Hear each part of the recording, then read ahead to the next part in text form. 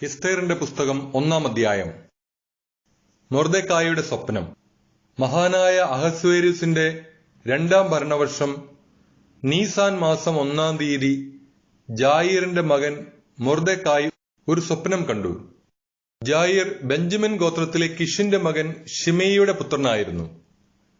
Sousa നഗരത്തിൽ ജീവിച്ചുകൊണ്ട് രാജകൊട്ടാരത്തിൽ സേവനം ചെയ്തിരുന്ന മഹാനായ ഒരു യഹൂദനായിരുന്നു മൊർദെഖായി. ബാബിലോൺ രാജാവായ നബുക്കദ്നേസർ യൂദാ രാജാവായ യെക്കോണിയായോടൊപ്പം ജെറുസലേമിൽ നിന്ന് കൊണ്ടുപോകുന്ന തടവുകാരിൽ ഒരുവനായിരുന്നു അവൻ. സ്വപ്നം ഇതായിരുന്നു: ഭൂമുഖത്ത് ബഹളവും സംഭ്രാന്തിയും ഇടിമുഴക്കവും ഭൂകമ്പങ്ങളും ലഹളയും. 2 ഭീകര സത്വങ്ങൾ പൊരുതാൻ ഒരുങ്ങി മുന്നോട്ടു വന്നു. അവ അതിഭയങ്കരമായി അലറിക്കൊണ്ടിരുന്നു. അവയുടെ അലർച്ച കേട്ട് സകല ജനതകളും നീതിമാന്മാരുടെ ജനതയ്ക്കെതിരെ യുദ്ധത്തിനൊരുങ്ങി. ഭൂമുഖത്ത് അന്ധകാരത്തിന്റെയും നൈരാശ്യത്തിന്റെയും കഷ്ടതയുടെയും ദുരിതത്തിന്റെയും പീഡനത്തിന്റെയും മഹാകലാപത്തിന്റെയും ഒരു ദിവസം. നീതിമാന്മാരുടെ ജനത മുഴുവൻ കഷ്ടതയിലായി. തങ്ങളെ ഭീഷണിപ്പെടുത്തുന്ന ദുഷ്ടതകളെ അവർ ഭയപ്പെട്ടു. നശിക്കാൻ അവർ തയ്യാറായി. അപ്പോൾ അവർ ദൈവത്തെ വിളിച്ചു.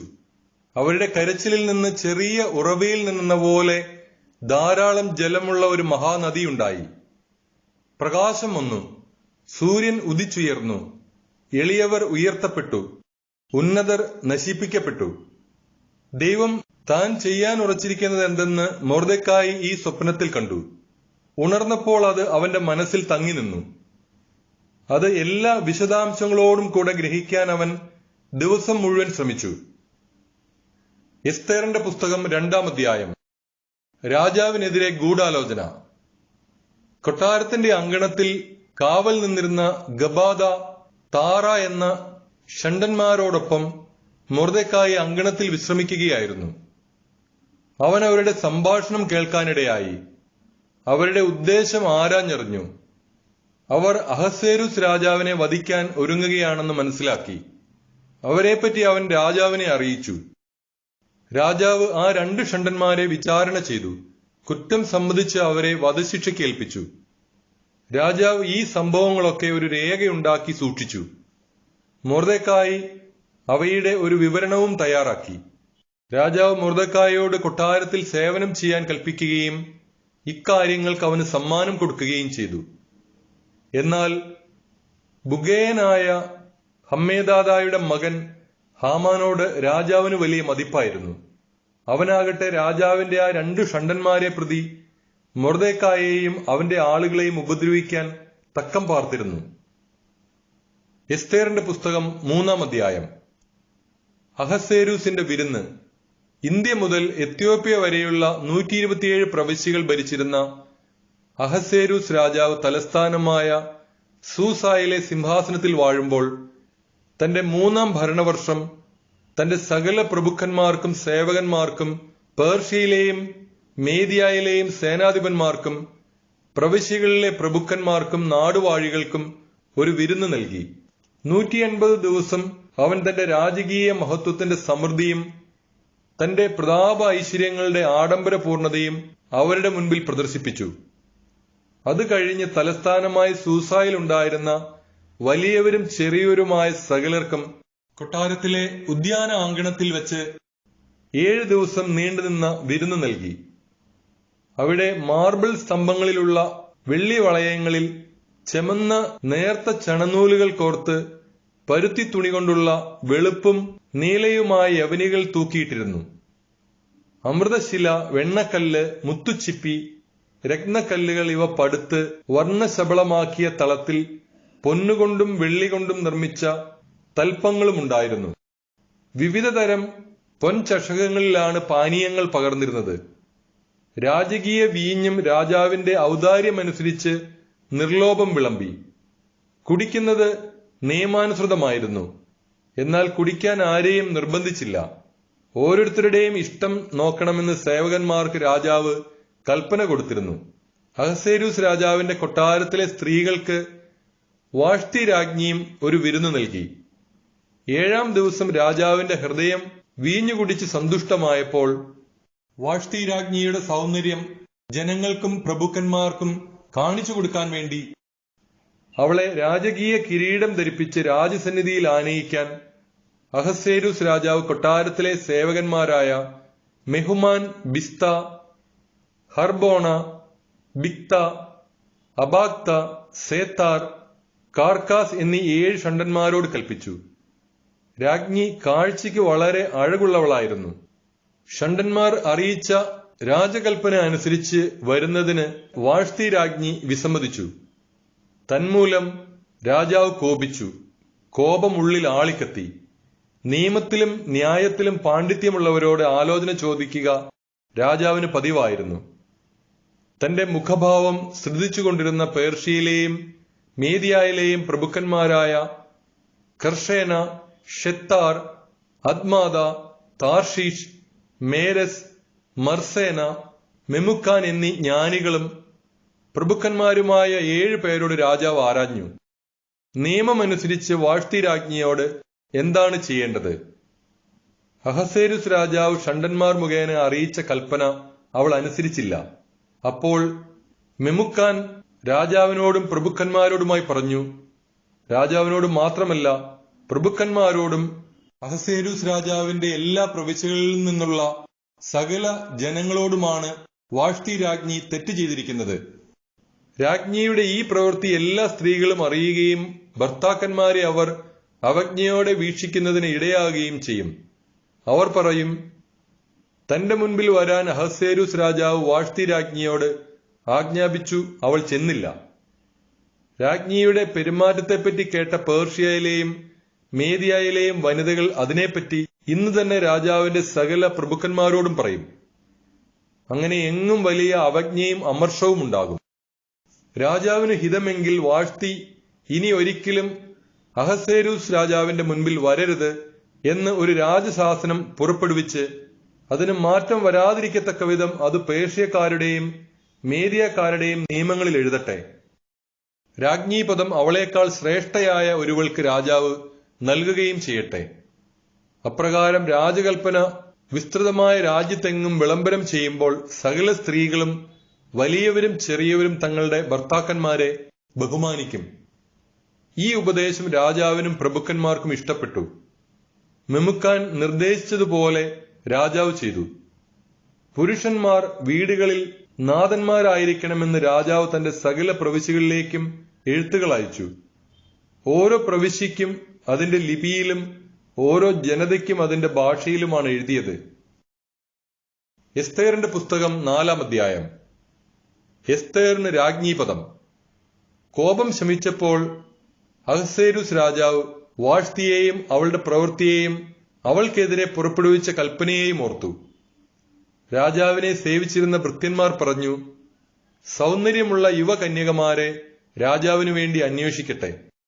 രാജ്യത്തെ സകല പ്രവിശ്യകളിലും രാജാവ് സേവകന്മാരെ നിയമിച്ചാലും അവർ സ്ത്രീകളുടെ ചുമതല വഹിക്കുന്നവനും രാജാവിന്റെ ഷണ്ഡനുമായ ഹെഗായിയുടെ നേതൃത്വത്തിൽ തലസ്ഥാനമായ സൂസായിലെ അന്തഃപുരത്തിൽ സൗന്ദര്യമുള്ള സകല യുവകന്യകമാരെയും കൊണ്ടുവരട്ടെ. അവർക്ക് വേണ്ട ലേപന വസ്തുക്കളും കൊടുക്കട്ടെ. രാജാവിന് ഇഷ്ടപ്പെടുന്ന കന്യക വാഷ്തിക്ക് പകരം രാജ്ഞിയാകട്ടെ. ഇത് രാജാവിന് ഇഷ്ടപ്പെട്ടു. അവൻ അങ്ങനെ ചെയ്തു. തലസ്ഥാനമായ സൂസായിൽ മൊർദെഖായി എന്ന ഒരു യഹൂദൻ ഉണ്ടായിരുന്നു. അവൻ ബെഞ്ചമിൻ ഗോത്രജനായ കിഷിന്റെ മകൻ ഷിമെയിയുടെ മകനായ ജായിറിന്റെ മകനായിരുന്നു. ബാബിലോൺ രാജാവായ നബുക്കദ്നേസർ യൂദാ രാജാവായ യെക്കോണിയായോടൊപ്പം ജെറുസലേമിൽ നിന്ന് തടവുകാരായി കൊണ്ടുപോയവരുടെ കൂട്ടത്തിൽ അവനും ഉൾപ്പെട്ടിരുന്നു. അവൻ തന്റെ പിതൃ സഹോദരന്റെ മകളായ ഹദാസായെ എസ്തേറിനെ വളർത്തിയിരുന്നു. അവൾക്ക് അപ്പനും അമ്മയും ഇല്ലായിരുന്നു. ആ യുവതി രൂപവതിയും സുമുഖിയുമായിരുന്നു.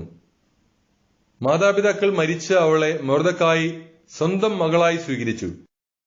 രാജാവ് വിളംബരം ചെയ്ത കൽപ്പനയനുസരിച്ച് തലസ്ഥാനമായ സൂസായിൽ കൊണ്ടുവന്ന് സ്ത്രീകളുടെ ചുമതല വഹിക്കുന്ന ഹെഗായിയെ ഏൽപ്പിച്ച അനേകം കന്യകമാരുടെ കൂട്ടത്തിൽ എസ്തേറും ഉണ്ടായിരുന്നു.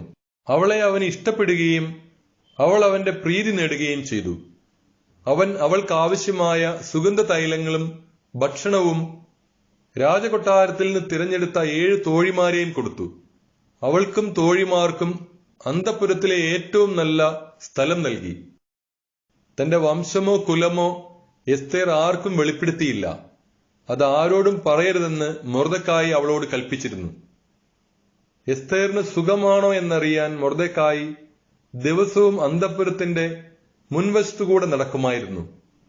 യുവതികളുടെ സൗന്ദര്യവർദ്ധനത്തിന് 6 മാസം മീറ തൈലവും 6 മാസം സുഗന്ധദ്രവ്യങ്ങളും ലേപനങ്ങളും കൊണ്ടുള്ള പരിചരണ പരിപാടി നിശ്ചയിച്ചിരുന്നു. ഈ 12 മാസം കഴിഞ്ഞ് ഓരോ യുവതിയും തവണയനുസരിച്ച് അഹസ്വേരോസ് രാജാവിന്റെ അടുത്തേക്ക് ചെന്നു. ഓരോ യുവതിയും രാജസന്നിധിയിലേക്ക് പോകുമ്പോൾ താൻ ആഗ്രഹിക്കുന്നതെന്തും അന്തഃപുരത്തിൽ നിന്ന് രാജകൊട്ടാരത്തിലേക്ക് കൊണ്ടുപോകാൻ അനുവദിച്ചിരുന്നു. സന്ധ്യയ്ക്ക് അവൾ പോയിട്ട് രാവിലെ ഉപനാരികളുടെ മേൽവിചാരകനും രാജാവിന്റെ ഷണ്ഡനുമായ ഷാഷ്ഗസിന്റെ കീഴിലുള്ള അന്തഃപുരത്തിലേക്ക് മടങ്ങും. രാജാവിന് അവളിൽ പ്രീതി തോന്നുകയും അവളെ പേര് ചൊല്ലി വിളിക്കുകയും ചെയ്തില്ലെങ്കിൽ അവൾ വീണ്ടും രാജസന്നിധിയിൽ പോവുകയില്ല. മൊർദെഖായിയുടെ പിതൃവ്യനായ അബിഹായിലിന്റെ മകളും അവൻ മകളായി ദത്തെടുത്തവളുമായ എസ്തേർ രാജസന്നിധിയിൽ ചെല്ലാനുള്ള തവണ വന്നപ്പോൾ രാജസ്ത്രീകളുടെ ചുമതലക്കാരനും രാജാവിന്റെ ഷണ്ഡനുമായ ഹെഗായി നിർദ്ദേശിച്ചവയല്ലാതെ മറ്റൊന്നും ആവശ്യപ്പെട്ടില്ല. കാണുന്നവരുടെ എല്ലാം പ്രീതി എസ്തേർ നേടിയിരുന്നു. രാജാവിന്റെ 7-ാം ഭരണവർഷം 10-ാം മാസം, അതായത് തേബേത്ത് മാസം, കൊട്ടാരത്തിൽ അഹസ്വേരോസ് രാജാവിന്റെ അടുത്തേക്ക് എസ്തേറിനെ കൊണ്ടുപോയി. രാജാവ് മറ്റെല്ലാ സ്ത്രീകളെയുംകാൾ കൂടുതൽ എസ്തേറിനെ സ്നേഹിച്ചു. അവന്റെ മുൻപിൽ സകല കന്യകമാരെയുംകാൾ അധികം അവൾ പ്രീതിയും ആനുകൂല്യവും നേടി. തന്മൂലം അവൻ രാജകീയ കിരീടം അവളുടെ തലയിൽ വെച്ച് അവളെ വാഷ്തിക്ക് പകരം രാജ്ഞിയാക്കി. അനന്തരം രാജാവ് എസ്തേറിന്റെ പേരിൽ തന്റെ എല്ലാ പ്രഭുക്കന്മാർക്കും സേവകന്മാർക്കും ഒരു വലിയ വിരുന്ന് നൽകി. അവൻ പ്രവിശ്യകളുടെ നികുതികളിൽ ഇളവ് വരുത്തി. തന്റെ രാജകീയ ഔദാര്യത്തിനൊത്തവിധം സമ്മാനങ്ങൾ കൊടുക്കുകയും ചെയ്തു. 2-ാം പ്രാവശ്യം കന്യകമാരെ വിളിച്ചുകൂട്ടിയപ്പോൾ മൊർദെഖായി കൊട്ടാരവാതിൽക്കൽ ഇരിക്കുകയായിരുന്നു. എസ്തേർ ആകട്ടെ മൊർദെഖായി കൽപ്പിച്ചതനുസരിച്ച് തന്റെ വംശമോ കുലമോ വെളിപ്പെടുത്തിയിരുന്നില്ല. മൊർദെഖായി തന്നെ വളർത്തിയിരുന്ന കാലത്തെന്ന പോലെ തന്നെ ഇപ്പോഴും എസ്തേർ അവനെ അനുസരിച്ചിരുന്നു. ആ നാളുകളിൽ മൊർദെഖായി കൊട്ടാരവാതിൽക്കൽ ഇരിക്കുമ്പോൾ വാതിൽ കാവൽക്കാരും രാജാവിന്റെ ഷണ്ഡന്മാരുമായ ബിഗ്താനും തേരേഷും കോപം പൂണ്ട് അഹസ്വേരോസ് രാജാവിനെ വധിക്കാൻ ആലോചിച്ചു. ഇക്കാര്യം മൊർദെഖായി അറിയുകയും അവനത് എസ്തേർ രാജ്ഞിയോട് പറയുകയും ചെയ്തു. എസ്തേർ അത് മൊർദെഖായിക്ക് വേണ്ടി രാജാവിനെ അറിയിച്ചു. അന്വേഷിച്ചപ്പോൾ അത് ശരിയാണെന്ന് കണ്ടു. ആ 2 പേരും കഴിവിലേറ്റപ്പെട്ടു. രാജസാന്നിധ്യത്തിൽ ഇത് ദിനവൃത്താന്ത പുസ്തകത്തിൽ രേഖപ്പെടുത്തി. എസ്തേറിന്റെ പുസ്തകം 5-ാം അധ്യായം. ഹാമാൻ യഹൂദർക്കെതിരെ. ഇവയ്ക്ക് ശേഷം അഹസ്വേരോസ് രാജാവ് അഗാഗ് വംശജനും ഹമ്മേദാദായുടെ മകനുമായ ഹാമാന് സ്ഥാനക്കയറ്റവും ഉന്നത പദവിയും നൽകി. അവനെ മറ്റു പ്രഭുക്കന്മാരെക്കാൾ ഉന്നതനായി പ്രതിഷ്ഠിച്ചു. കൊട്ടാരവാതിൽക്കലുണ്ടായിരുന്ന സകല രാജസേവകന്മാരും ഹാമാന്റെ മുൻപിൽ കുമ്പിട്ട് ആദരം കാണിച്ചു. അങ്ങനെ ചെയ്യണമെന്ന് രാജാവ് കൽപ്പിച്ചിട്ടുണ്ടായിരുന്നു. എന്നാൽ മൊർദെഖായി മുട്ടുമടക്കുകയോ അവനെ വണങ്ങുകയോ ചെയ്തില്ല. കൊട്ടാരവാതിൽക്കലുള്ള സേവകന്മാർ മൊർദെഖായിയോട് ചോദിച്ചു, എന്തുകൊണ്ടാണ് നീ രാജകൽപ്പന ധിക്കരിക്കുന്നത്? പല ദിവസം പറഞ്ഞിട്ടും അവൻ കേൾക്കുന്നില്ലെന്ന് കണ്ട് അവൻ വഴങ്ങുമോ എന്ന് അറിയാൻ വിവരം അവർ ഹാമാനോട് പറഞ്ഞു. താൻ യഹൂദനാണെന്ന് മൊർദെഖായി അവരോട് പറഞ്ഞിട്ടുണ്ടായിരുന്നു. മൊർദെഖായി തന്നെ കുമ്പിട്ട് വണങ്ങുന്നില്ലെന്നറിഞ്ഞപ്പോൾ ഹാമാൻ ക്രുദ്ധനായി. മൊർദെഖായിയുടെ മേൽ മാത്രം കൈവച്ചാൽ പോരെന്ന് അവന് തോന്നി. മൊർദെഖായിയുടെ വംശമെന്ന് അവൻ അറിഞ്ഞിരുന്ന യഹൂദരെ മുഴുവൻ അഹസ്വേരോസിന്റെ രാജ്യത്തു നിന്ന് നിർമൂലനം ചെയ്യണമെന്ന് ഹാമാൻ ആഗ്രഹിച്ചു. അഹസ്വേരോസ് രാജാവിന്റെ 12-ാം ഭരണവർഷം ആദ്യ മാസമായ നീസാൻ മാസം ഹാമാന്റെ മുൻപിൽ വെച്ച് അവർ ദിനം തോറും കുറിയിട്ടു. 12-ാം മാസമായ ആദാർ വരെ അവർ 1 മാസവും മുടങ്ങാതെ അത് തുടർന്നു. പിന്നെ ഹാമാൻ അഹസ്വേരോസ് രാജാവിനോട് പറഞ്ഞു, നിന്റെ രാജ്യത്തെ സകല പ്രവിശ്യകളിലെയും ജനങ്ങളുടെ ഇടയിൽ ചിന്നിച്ചിതറിക്കിടക്കുന്ന ഒരു വംശമുണ്ട്. അവരുടെ നിയമങ്ങൾ മറ്റു ജനതകളുടേതിൽ നിന്ന് വിഭിന്നമാണ്. അവർ രാജാവിന്റെ നിയമങ്ങൾ പാലിക്കുന്നില്ല. അവരെ വെച്ചു പുലർത്തുന്നത് രാജാവിന് നല്ലതാണെന്ന് തോന്നുന്നില്ല. രാജാവിന് ഇഷ്ടമെങ്കിൽ അവരെ നശിപ്പിക്കാൻ കൽപ്പിച്ചാലും ഞാൻ അതിനുവേണ്ടി ഭണ്ഡാരത്തിലേക്ക് രാജാവിന്റെ കാര്യവിചാരകന്മാരുടെ പക്കൽ 10,000 താലന്ത് വെള്ളി നൽകാം. അതനുസരിച്ച് രാജാവ് തന്റെ മുദ്രമോതിരം ഊരി യഹൂദരുടെ വിരോധിയും ഹമ്മേദാദായുടെ മകനും അഗാഗ്യനുമായ ഹാമാന് കൊടുത്തു. രാജാവ് ഹാമാനോട് പറഞ്ഞു, ആ ധനം നീ തന്നെ സൂക്ഷിച്ചുകൊള്ളൂ. ആ ജനതയോട് നിനക്ക് ഇഷ്ടമുള്ളത് ചെയ്തുകൊള്ളുക. ആദ്യ മാസം 13-ാം ദിവസം രാജാവിന്റെ എഴുത്തുകാരെ വിളിച്ചുകൂട്ടി ഹാമാൻ കൽപ്പിച്ചതുപോലെ അവർ ഒരു രാജശാസനം എഴുതിയുണ്ടാക്കി. രാജപ്രതിനിധികൾക്കും സകല പ്രവിശ്യകളിലെയും നാടുവാഴികൾക്കും എല്ലാ ജനതകളുടെയും പ്രഭുക്കന്മാരുടെയും ഓരോ പ്രവിശ്യയ്ക്കും അതതിന്റെ ലിപിയിലും ഓരോ ജനതയ്ക്കും അതതിന്റെ ഭാഷയിലും അഹസ്വേരോസ് രാജാവിന്റെ നാമത്തിൽ എഴുതി രാജമോതിരം കൊണ്ട് അതിൽ മുദ്രവെച്ചു. സകല യഹൂദരെയും യുവാക്കന്മാരെയും വൃദ്ധന്മാരെയും സ്ത്രീകളെയും കുട്ടികളെയും 12-ാം മാസമായ ആദാർ മാസം 13-ാം തീയതി ഒറ്റ ദിവസം കൊണ്ട് നശിപ്പിക്കുന്നതിനും കൊല്ലുന്നതിനും വംശനാശം വരുത്തുന്നതിനും അവരുടെ വസ്തുക്കൾ കൊള്ളയടിക്കുന്നതിനും രാജാവിന്റെ സകല പ്രവിശ്യകളിലേക്കും ദൂതന്മാർ വഴി കത്തുകൾ അയച്ചു. എസ്തേറിന്റെ പുസ്തകം 6-ാം അധ്യായം. യഹൂദരെ നശിപ്പിക്കാൻ കൽപ്പന. കത്തിന്റെ പകർപ്പ്. അഹസ്വേരോസ് മഹാരാജാവ് ഇന്ത്യ മുതൽ എത്യോപ്യ വരെയുള്ള 127 പ്രവിശ്യകളിലെ ഭരണാധിപന്മാർക്കും അവരുടെ കീഴിലുള്ള നാടുവാഴികൾക്കും എഴുതുന്നത്: അനേക ജനതകളുടെ ഭരണാധിപനും ഭൂമി മുഴുവന്റെയും യജമാനനുമായ ഞാൻ അധികാരനാട്യം നടത്തി എന്നെ തന്നെ ഉയർത്തുകയല്ല ചെയ്തത്. പ്രത്യുത എല്ലായ്പ്പോഴും ന്യായയുക്തമായും ദയാപൂർവകമായുമാണ് പ്രവർത്തിച്ചിട്ടുള്ളത്. എന്റെ എല്ലാ പ്രജകളും പൂർണ്ണമായി സ്വസ്ഥതയിൽ വസിക്കുന്നതിനും അങ്ങനെ എന്റെ രാജ്യത്തെ സമാധാനപൂർണമാക്കുന്നതിനും അതിന്റെ ഏത് ഭാഗത്തും ആർക്കും സഞ്ചരിക്കാൻ കഴിയുമാറ് അതിനെ സുരക്ഷിതമാക്കുന്നതിനും എല്ലാവരും ആഗ്രഹിക്കുന്ന സമാധാനം പുനഃസ്ഥാപിക്കുന്നതിനും ഞാൻ തീരുമാനിച്ചിരിക്കുന്നു.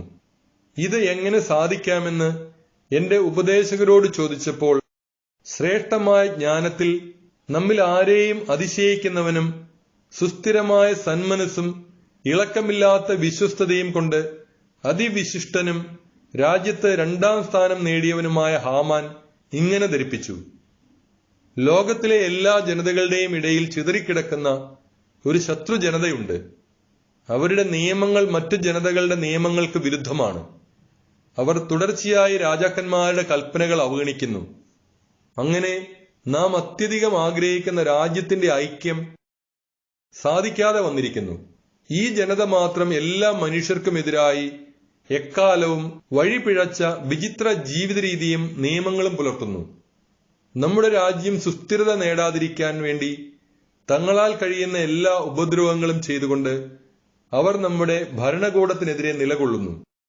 അതുകൊണ്ട് ഈ വർഷം 12-ാം മാസമായ ആദാർ മാസം 14-ാം ദിവസം എല്ലാ കാര്യങ്ങളുടെയും ചുമതല വഹിക്കുന്നവനും നമ്മുടെ 2ാമത്തെ പിതാവുമായ ഹാമാന്റെ കത്തുകളിൽ എടുത്തു പറഞ്ഞിട്ടുള്ളവരെയെല്ലാം ഭാര്യമാരോടും കുട്ടികളോടുമൊപ്പം പരിപൂർണമായി നിർദ്ദയം അവരുടെ ശത്രുക്കളുടെ വാളിനിരയാക്കി നശിപ്പിക്കണമെന്ന് ഞാൻ കൽപ്പിക്കുന്നു.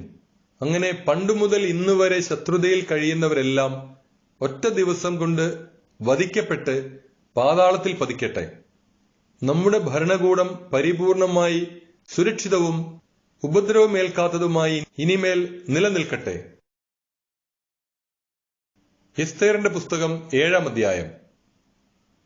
എല്ലാ ജനതകളും ആ ദിവസത്തേക്ക് തയ്യാറായിരിക്കാൻ വേണ്ടി ഈ രേഖയുടെ പകർപ്പ് രാജശാസനമായി എല്ലാ പ്രവിശ്യകളിലും എത്തിച്ച് വിളംബരം ചെയ്യേണ്ടിയിരിക്കുന്നു. രാജകൽപ്പന പ്രകാരം ദൂതന്മാർ ശീഘ്രം പോയി തലസ്ഥാനമായി സൂസായിൽ ഈ വിളംബരം പ്രസിദ്ധപ്പെടുത്തി. രാജാവും ഹാമാനും മദ്യപിച്ചുകൊണ്ടിരുന്ന ആ സമയം സൂസ നഗരം അസ്വസ്ഥമായിരുന്നു. എസ്തേറിന്റെ പുസ്തകം 8-ാം അധ്യായം. എസ്തേറിന്റെ മാധ്യസ്ഥം. ഈ സംഭവം അറിഞ്ഞ മൊർദെഖായി വസ്ത്രം കീറി ചാക്കുടുത്ത് ചാരം പൂശി അത്യുച്ചത്തിൽ ദയനീയമായി നിലവിളിച്ചുകൊണ്ട് നഗരമധ്യത്തിലേക്ക് ചെന്നു. അവൻ രാജാവിന്റെ പടിവാതിലോളം ചെന്നു നിന്നു. കാരണം ചാക്കുവസ്ത്രമുടുത്ത് ആർക്കും രാജാവിന്റെ വാതിൽ കടന്നുകൂടായിരുന്നു. രാജകൽപ്പനയും വിളംബരവും എത്തിയ എല്ലാ പ്രവിശ്യകളിലും യഹൂദരുടെ ഇടയിൽ ഉപവാസവും കരച്ചിലും നിലവിളിയും ഉണ്ടായി. ഏറെ പേരും ചാക്കുടുത്ത് ചാരത്തിൽ കിടന്നു. തോഴിമാരും ഷണ്ടന്മാരും പറഞ്ഞ് ഇതെല്ലാം അറിഞ്ഞ് എസ്തേർ അത്യന്തം പര്യാകുലയായി. ചാക്കുവസ്ത്രത്തിനു പകരം ധരിക്കാൻ വസ്ത്രങ്ങൾ അവൾ മൊർദെഖായിക്ക് കൊടുത്തയച്ചു. പക്ഷേ അവൻ അത് സ്വീകരിച്ചില്ല. തന്നെ ശുശ്രൂഷിക്കാൻ നിയുക്തനായിരുന്നവനും രാജാവിന്റെ ഷണ്ടന്മാരിൽ ഒരുവനുമായ ഹദ്ദാക്കിനെ വിളിച്ച് എസ്തേർ ഇതെല്ലാം എന്താണെന്നും എന്തിനാണെന്നും അറിയാൻ മൊർദെഖായിയുടെ അടുത്തേക്ക് അയച്ചു. അവൻ രാജാവിന്റെ പടിവാതിലിനു മുൻപിൽ നഗരത്തിന്റെ പൊതുസ്ഥലത്ത് നിന്നിരുന്ന മൊർദെഖായിയുടെ അടുത്തെത്തി. തനിക്ക് സംഭവിച്ചതും യഹൂദരെ നശിപ്പിക്കാൻ രാജഭണ്ഡാരത്തിലേക്ക് കൊടുക്കാമെന്ന് ഹാമാൻ വാഗ്ദാനം ചെയ്ത പണത്തിന്റെ കണിശമായ സംഖ്യയും മൊർദെഖായി അവനോട് പറഞ്ഞു. രാജ്ഞിയെ കാണിച്ച് അവൾക്ക് വിശദീകരിച്ചു കൊടുത്ത് തന്റെ ജനതയ്ക്ക് വേണ്ടി രാജാവിനോട് യാചിക്കാൻ, അവളെ പ്രേരിപ്പിക്കാൻ വേണ്ടി തങ്ങളെ നശിപ്പിക്കാൻ സൂസായിൽ പ്രസിദ്ധപ്പെടുത്തിയ വിളംബരത്തിന്റെ ഒരു പകർപ്പ് മൊർദെഖായി അവനെ ഏൽപ്പിച്ചു. ഞാൻ നിന്നെ പരിപാലിച്ച നിന്റെ എളിയ ദിനങ്ങളെ ഓർക്കുക. രാജാവിന് തൊട്ടടുത്ത സ്ഥാനമുള്ള ഹാമാൻ ഞങ്ങളുടെ നാശത്തിനു വേണ്ടി ഞങ്ങൾക്കെതിരെ സംസാരിച്ചിരിക്കുന്നു. കർത്താവിനോട് പ്രാർത്ഥിക്കുകയും ഞങ്ങളെപ്പറ്റി രാജാവിനോട് സംസാരിച്ച് ഞങ്ങളെ മരണത്തിൽ നിന്ന് രക്ഷിക്കുകയും ചെയ്യുക. ഹദാക്ക് ചെന്ന് മൊർദെഖായി പറഞ്ഞത് എസ്തേറിനെ ധരിപ്പിച്ചു. അപ്പോൾ അവൾ ഹദാക്ക് വഴി ഒരു സന്ദേശം മൊർദെഖായിയെ അറിയിച്ചു.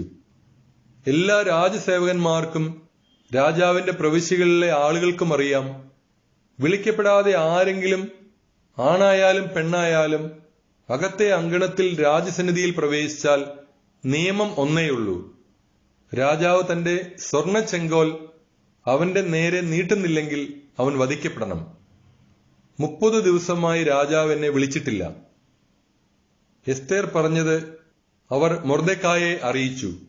അപ്പോൾ മൊർദെഖായി എസ്തേറിന് മറുപടി കൊടുത്തു, നീ രാജകൊട്ടാരത്തിൽ മറ്റു യഹൂദരേക്കാൾ അല്പമെങ്കിലും കൂടുതൽ സുരക്ഷിതയായിരിക്കുമെന്ന് കരുതേണ്ട. ഇതുപോലൊരു സമയത്ത് നീ മൗനം പാലിച്ചാൽ യഹൂദർക്ക് മറ്റൊരിടത്തു നിന്ന് ആശ്വാസവും മോചനവും വരും. പക്ഷേ നീയും നിന്റെ പിതൃഭവനവും നശിക്കും. ഇത്തരം ഒരു കാലത്തേക്കായിട്ടല്ല നീ രാജ്ഞി സ്ഥാനത്ത് വന്നിരിക്കുന്നതെന്ന് ആർക്കറിയാം. അപ്പോൾ മൊർദെഖായിയോട് പറയേണ്ട ഉത്തരം എസ്തേർ അവർക്ക് നൽകി. നീ പോയി സൂസായിലുള്ള സകല യഹൂദരെയും ഒരുമിച്ച് കൂട്ടി എനിക്ക് വേണ്ടി ഉപവസിക്കുക. 3 ദിവസം രാത്രിയും പകലും എന്തെങ്കിലും ഭക്ഷിക്കുകയോ പാനം ചെയ്യുകയോ അരുത്. ഞാനും എന്റെ തോഴിമാരും നിങ്ങളെപ്പോലെ തന്നെ ഉപവസിക്കും. പിന്നെ നിയമത്തിനെതിരാണെങ്കിലും ഞാൻ രാജാവിന്റെ അടുത്തു പോകും. ഞാൻ നശിക്കുന്നെങ്കിൽ നശിക്കട്ടെ. എസ്തേർ പറഞ്ഞതുപോലെ മൊർദെഖായി ചെയ്തു. എസ്തേറിന്റെ പുസ്തകം 9-ാം അധ്യായം.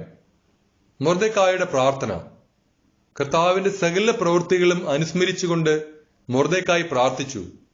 കർത്താവെ, എല്ലാ വസ്തുക്കളെയും ഭരിക്കുന്ന രാജാവായ കർത്താവെ, പ്രപഞ്ചം അങ്ങേക്ക് വിധേയമാണല്ലോ. ഇസ്രായേലിനെ രക്ഷിക്കാൻ അവിടുത്തേക്ക് ഇഷ്ടമെങ്കിൽ അതിനെ എതിർക്കാൻ ആർക്കുമാവില്ലല്ലോ. ആകാശവും ഭൂമിയും ആകാശത്തിന് കീഴിലുള്ള അത്ഭുത വസ്തുക്കൾ സകലവും അങ്ങ് സൃഷ്ടിച്ചു. അങ്ങ് സകലത്തിന്റെയും കർത്താവാണ്. കർത്താവായ അങ്ങയെ എതിർക്കാൻ ആർക്കുമാവില്ല. അങ്ങ് എല്ലാം അറിയുന്നു. ഔദത്യം കൊണ്ടോ അഹങ്കാരം കൊണ്ടോ മഹത്വാകാംക്ഷ കൊണ്ടോ അല്ല ഞാൻ അഹങ്കാരിയായ ഹാമാന്റെ മുൻപിൽ കുമ്പിടാത്തതെന്ന് അവിടുന്ന് അറിയുന്നുവല്ലോ. ഇസ്രായേലിനെ രക്ഷിക്കാൻ വേണ്ടി അവന്റെ ഉള്ളങ്കാൽ പോലും ചുംബിക്കാൻ ഞാൻ തയ്യാറാകുമായിരുന്നു. എന്നാൽ ഞാനിത് ചെയ്തത് മനുഷ്യന്റെ മഹത്വം ദൈവത്തിന്റെ മഹത്വത്തെക്കാൾ ഉയർത്തിക്കാട്ടാതിരിക്കാനാണ്. എന്റെ ദൈവമായ കർത്താവിന്റെ മുൻപിലല്ലാതെ മറ്റാരുടെയും മുൻപിൽ ഞാൻ കുമ്പിടുകയില്ല. ഇതൊന്നും ഞാൻ അഹങ്കാരം കൊണ്ട് ചെയ്യുന്നതല്ല. രാജാവും ദൈവമായ കർത്താവേ, അബ്രാഹത്തിന്റെ ദൈവമേ, ഇപ്പോൾ അങ്ങയുടെ ജനത്തെ രക്ഷിക്കണമേ. ഞങ്ങളുടെ ശത്രുക്കൾ ഞങ്ങളെ നശിപ്പിക്കാൻ കണ്ണുവച്ചിരിക്കുന്നു. ആരംഭം മുതലേ അങ്ങയുടേതായിരുന്ന അവകാശം നശിപ്പിക്കാൻ അവർ ആഗ്രഹിക്കുന്നു. ഈജിപ്ത് നാട്ടിൽ നിന്ന് അങ്ങേയ്ക്കായി അങ്ങ് വീണ്ടെടുത്ത അങ്ങയുടെ അവകാശത്തെ അവഗണിക്കരുതേ. എന്റെ പ്രാർത്ഥന കേൾക്കണമേ. അങ്ങയുടെ അവകാശത്തിന്മേൽ കരുണയുണ്ടാകണമേ. ഞങ്ങളുടെ വിലാപത്തെ ഉത്സവമാക്കി മാറ്റണമേ. കർത്താവെ, ഞങ്ങൾ ജീവിക്കുകയും അങ്ങയുടെ നാമത്തിന് സ്തുതി പാടുകയും ചെയ്യട്ടെ. അങ്ങയെ സ്തുതിക്കുന്നവരുടെ അധരങ്ങളെ നശിപ്പിക്കരുതേ. എല്ലാ ഇസ്രായേൽക്കാരും അത്യുച്ചത്തിൽ കരഞ്ഞു. അവർ മരണം മുൻപിൽ കാണുകയായിരുന്നു. എസ്തേറിന്റെ പുസ്തകം 10-ാം അധ്യായം. എസ്തേറിന്റെ പ്രാർത്ഥന. എസ്തേർ രാജ്ഞി മരണതുല്യമായ ഉത്കണ്ഠയ്ക്ക് അധീനയായി കർത്താവിങ്കിലേക്ക് ഓടി. അവൾ വസ്ത്രാഡംബരങ്ങൾ ഉപേക്ഷിച്ച് ദുഃഖത്തിന്റെയും വിലാപത്തിന്റെയും വസ്ത്രം ധരിച്ചു. വിലയേറിയ സുഗന്ധവസ്തുക്കൾക്ക് പകരം ചാരവും ചാണകവും കൊണ്ട് അവൾ തലമൂടി. ശരീരത്തെ അത്യന്തം എളിമപ്പെടുത്തി. അലങ്കരിക്കാൻ ഇഷ്ടപ്പെട്ടിരുന്ന ശരീരഭാഗങ്ങൾ താറുമാറായ തലമുടി കൊണ്ട് മറച്ചു. അവൾ ഇസ്രായേലിന്റെ ദൈവമായ കർത്താവിനോട് പ്രാർത്ഥിച്ചു. എന്റെ കർത്താവേ, അങ്ങ് മാത്രമാണ് ഞങ്ങളുടെ രാജാവ്. അങ്ങല്ലാതെ മറ്റൊരു തുണയില്ലാത്ത ഏകയായ എന്നെ സഹായിക്കണമേ. അപകടം എന്റെ കൈപ്പാട്ടിലെത്തിയിരിക്കുന്നു. കർത്താവെ, അങ്ങ് സകല ജനതകളിൽ നിന്ന് ഇസ്രായേലിനെ തിരഞ്ഞെടുത്തുവെന്നും ഞങ്ങളുടെ പിതാക്കന്മാരെ അവരുടെ എല്ലാ പൂർവികന്മാരിൽ നിന്ന് ഒരു ശാശ്വത അവകാശമായി തിരഞ്ഞെടുത്തുവെന്നും അവരോട് വാഗ്ദാനം ചെയ്തതെല്ലാം അങ്ങ് നിറവേറ്റിയെന്നും ജനനം മുതൽ ഞാൻ കുടുംബഗോത്രത്തിൽ പറഞ്ഞു കേട്ടിട്ടുണ്ട്. ഇപ്പോൾ ഞങ്ങൾ അവിടുത്തെ മുൻപിൽ പാപം ചെയ്തിരിക്കുന്നു. അങ്ങ് ഞങ്ങളെ ഞങ്ങളുടെ ശത്രുക്കളുടെ കരങ്ങളിൽ ഏൽപ്പിച്ചു കൊടുത്തു. കാരണം ഞങ്ങൾ അവരുടെ ദേവന്മാരെ മഹത്വപ്പെടുത്തി. കർത്താവെ, അങ്ങ് നീതിമാനാണ്. ഞങ്ങൾ അതികഠിനമായ അടിമത്തം അനുഭവിക്കുന്നത് കൊണ്ട് മാത്രം അവരിപ്പോൾ തൃപ്തരാകുന്നില്ല. അങ്ങ് കൽപ്പിച്ചവയെ ഇല്ലാതാക്കാനും അങ്ങയുടെ അവകാശം നശിപ്പിക്കാനും അങ്ങയെ സ്തുതിക്കുന്നവരുടെ അധരങ്ങളെ തടയാനും അങ്ങയുടെ ബലിപീഠത്തിലെ അഗ്നി കെടുത്താനും അങ്ങയുടെ ഭവനത്തിന്റെ മഹത്വം ഇല്ലാതാക്കാനും വ്യർത്ഥ വിഗ്രഹങ്ങൾക്ക് സ്തുതി പാടാൻ ജനതകളുടെ അധരങ്ങൾ തുറക്കാനും മർത്യനായ ഒരു രാജാവിനെ എന്നേക്കും മഹത്വപ്പെടുത്താനും അവർ തങ്ങളുടെ വിഗ്രഹങ്ങളോട് ഉടമ്പടി ചെയ്തിരിക്കുന്നു. കർത്താവെ, അസ്തിത്വമില്ലാത്ത ഒന്നിന് അങ്ങയുടെ ചെങ്കോൽ അടിയറ വെക്കരുതേ. ഞങ്ങളുടെ പതനത്തിൽ ഞങ്ങളെ പരിഹസിക്കാൻ അവരെ അനുവദിക്കരുതേ. അവരുടെ പദ്ധതി അവർക്കെതിരെ തിരിക്കണമേ. ഞങ്ങൾക്കെതിരെ ഇങ്ങനെ തുനിഞ്ഞവനെ മറ്റുള്ളവർക്കൊരു പാഠമാക്കണമേ. കർത്താവെ, അങ്ങ് ഇതെല്ലാം ഓർക്കണമേ. ഞങ്ങളുടെ ഈ കഷ്ടദിനങ്ങളിൽ അങ്ങ് അങ്ങയെ വെളിപ്പെടുത്തണമേ. ദേവന്മാരുടെ രാജാവേ, സകല അധികാരത്തിന്റെയും അധിപനെ, എനിക്ക് ധൈര്യം പകരണമേ. സിംഹത്തിന്റെ മുൻപിൽ എനിക്ക് ഭാഷണ ചാതുര്യം നൽകണമേ. ഞങ്ങൾക്കെതിരെ പൊരുതുന്നവനെ വെറുക്കേണ്ടതിന് അവന് മനംമാറ്റം വരുത്തണമേ. ശത്രുവും അവനോട് ചേർന്നവരും നശിക്കട്ടെ. ഞങ്ങളെ അങ്ങയുടെ കരത്താൽ രക്ഷിക്കണമേ. കർത്താവെ, അങ്ങല്ലാതെ മറ്റൊരു തുണയില്ലാത്ത ഏകയായ എന്നെ സഹായിക്കണമേ. അങ്ങ് എല്ലാം അറിയുന്നുവല്ലോ.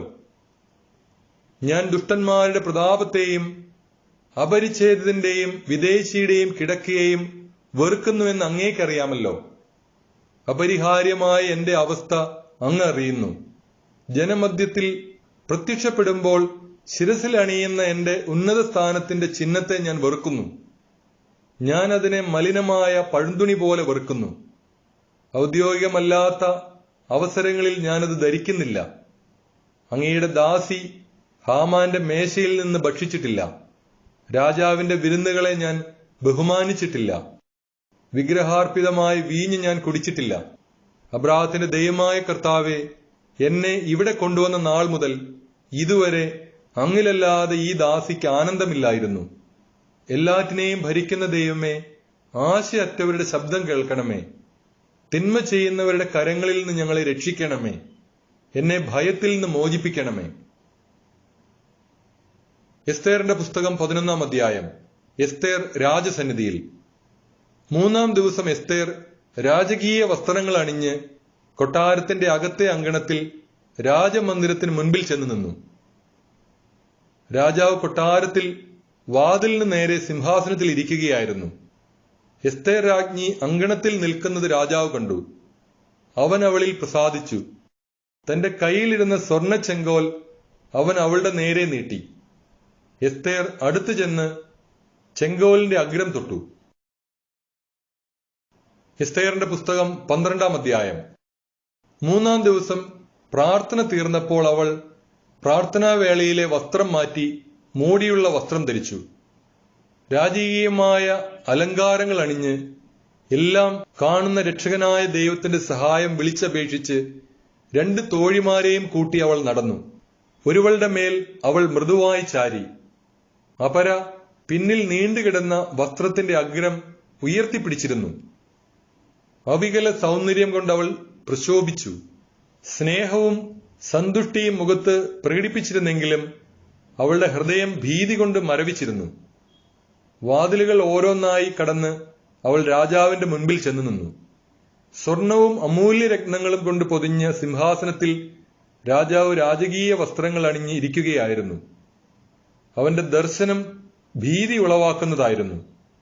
തേജസ് കൊണ്ട് അരുണിമയാർന്ന മുഖമുയർത്തി അവൻ ഉഗ്രകോപത്തോടെ അവളെ നോക്കി. രാജ്ഞിയാകെ തളർന്നുപോയി. വിളറി ബോധം കെട്ട അവൾ തന്റെ മുൻപിൽ നടക്കുന്ന തോഴിയുടെ ചുമലിലേക്ക് മറിഞ്ഞു. അപ്പോൾ രാജാവിന്റെ ഭാവം ദൈവം ശാന്തമാക്കി. അവൻ പരിഭ്രമത്തോടെ സിംഹാസനത്തിൽ നിന്ന് ചാടി എഴുന്നേറ്റ് അവൾക്ക് ബോധം തെളിയും വരെ തന്റെ കരങ്ങളിൽ താങ്ങി. സ്വാന്തന വചസ്സുകളാൽ അവളെ ആശ്വസിപ്പിച്ചുകൊണ്ട് അവൻ ചോദിച്ചു, എസ്തേർ, എന്താണിത്? ഞാൻ നിന്റെ സഹോദരനാണ്. ധൈര്യമായിരിക്കൂ, നീ മരിക്കുകയില്ല. കാരണം നമ്മുടെ നിയമം പ്രജകൾക്ക് മാത്രമേ ബാധകമാവൂ. അടുത്തു വരിക. അവൻ സ്വർണ്ണ ചെങ്കോൽ ഉയർത്തി അവളെ കഴുത്തിൽ തൊട്ടു. അവൻ അവളെ ആലിംഗനം ചെയ്തുകൊണ്ട് പറഞ്ഞു, എന്നോട് പറയൂ. അവൾ പറഞ്ഞു, എന്റെ നാഥ, അങ്ങയെ ഞാൻ കണ്ടത് ദൈവത്തിന്റെ ദൂതനെ പോലെയാണ്. അങ്ങനെ എന്റെ ഹൃദയം അങ്ങയുടെ മഹത്വത്തോടുള്ള ഭീതി നിമിത്തം പിടഞ്ഞുപോയി. എന്റെ നാഥ, അങ്ങ് അത്ഭുത പുരുഷൻ തന്നെ. അങ്ങയുടെ മുഖം തേജസ്സുറ്റതാണ്. സംസാരിച്ചുകൊണ്ട് നിൽക്കെ അവൾ മോഹാലസ്യപ്പെട്ടു വീണു. രാജാവ് അത്യന്തം പരിഭ്രമിച്ചു. അവന്റെ ദാസന്മാർ അവളെ ആശ്വസിപ്പിക്കാൻ ശ്രമിച്ചു.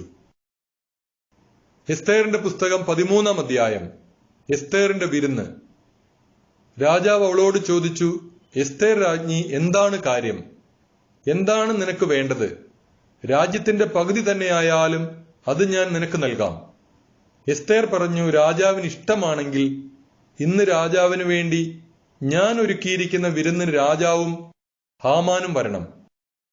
രാജാവ് കൽപ്പിച്ചു, എസ്തേറിന്റെ ആഗ്രഹം നിറവേറ്റാൻ ഹാമാനെ ഉടനെ വരുത്തുക. അങ്ങനെ എസ്തേർ ഒരുക്കിയിരുന്ന വിരുന്നിന് രാജാവും ഹാമാനും എത്തി. അവർ വീഞ്ഞു കുടിച്ചുകൊണ്ടിരിക്കെ രാജാവ് എസ്തേറിനോട് ചോദിച്ചു, എന്താണ് നിന്റെ അപേക്ഷ? അത് നിനക്ക് സാധിച്ചു തരാം. നിനക്ക് എന്താണ് വേണ്ടത്? രാജ്യത്തിന്റെ പകുതി തന്നെയായാലും ഞാൻ നിനക്ക് നൽകാം. എസ്തേർ പറഞ്ഞു, എന്റെ അപേക്ഷയും ആവശ്യവും ഇതാണ്. രാജാവിന് എന്നോട് പ്രീതിയുണ്ടെങ്കിൽ എന്റെ അപേക്ഷയും ആവശ്യവും സാധിച്ചു തരാൻ അങ്ങ് ആഗ്രഹിക്കുന്നെങ്കിൽ ഞാൻ ഒരുക്കിയ വിരുന്നിന് നാളെയും രാജാവും ഹാമാനും വരണം. രാജാവ് ആവശ്യപ്പെട്ടത് നാളെ ഞാൻ ചെയ്തു കൊള്ളാം. ഹാമാൻ അന്ന് സന്തുഷ്ടനായി ആഹ്ലാദഭരിതനായി തിരികെ പോയി. എന്നാൽ രാജാവിന്റെ പടിവാതിൽക്കൽ തന്റെ മുൻപിൽ എഴുന്നേൽക്കാതെയും ഒന്ന് അനങ്ങുക പോലും ചെയ്യാതെയും ഇരിക്കുന്ന മൊർദെഖായിയെ കണ്ടപ്പോൾ ഹാമാൻ അവനെതിരെ കോപം കൊണ്ട് നിറഞ്ഞു. എന്നാൽ അവൻ തന്നെ തന്നെ നിയന്ത്രിച്ച് വീട്ടിലേക്ക് പോയി. അവൻ തന്റെ കൂട്ടുകാരെയും ഭാര്യയായ സേരേഷിനെയും വിളിച്ചു. തന്റെ ധനമഹിമ, സന്താന ബാഹുല്യം, രാജാവ് തന്നെ ബഹുമാനിച്ചു നൽകിയ സ്ഥാനക്കയറ്റങ്ങൾ, രാജാവിന്റെ പ്രഭുക്കന്മാരെയും സേവകന്മാരെയും കാൾ തനിക്ക് നൽകിയ ഉയർച്ച, ഇവയെല്ലാം ഹാമാൻ അവരോട് വിവരിച്ചു. അവൻ തുടർന്നു, എസ്തേർ രാജ്ഞി താൻ ഒരുക്കിയ വിരുന്നിന് രാജാവിനോടൊപ്പം ചെല്ലാൻ എന്നെയല്ലാതെ മറ്റാരെയും അനുവദിച്ചില്ല.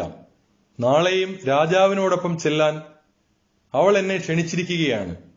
എങ്കിലും മൊർദെഖായി എന്ന യഹൂദൻ രാജാവിന്റെ പടിവാതിൽക്കൽ ഇരിക്കുന്നത് കാണുന്നിടത്തോളം കാലം ഇതൊന്നും എനിക്ക് തൃപ്തി നൽകുന്നില്ല. അപ്പോൾ അവന്റെ ഭാര്യ സേരേഷും അവന്റെ സകല സ്നേഹിതന്മാരും പറഞ്ഞു, 50 മുഴം ഉയരമുള്ള ഒരു കഴുമരം ഉണ്ടാക്കുക. രാവിലെ തന്നെ ചെന്ന് രാജാവിനോട് പറയണം, മൊർദെഖായിയെ അതിന്മേൽ തൂക്കണമെന്ന്.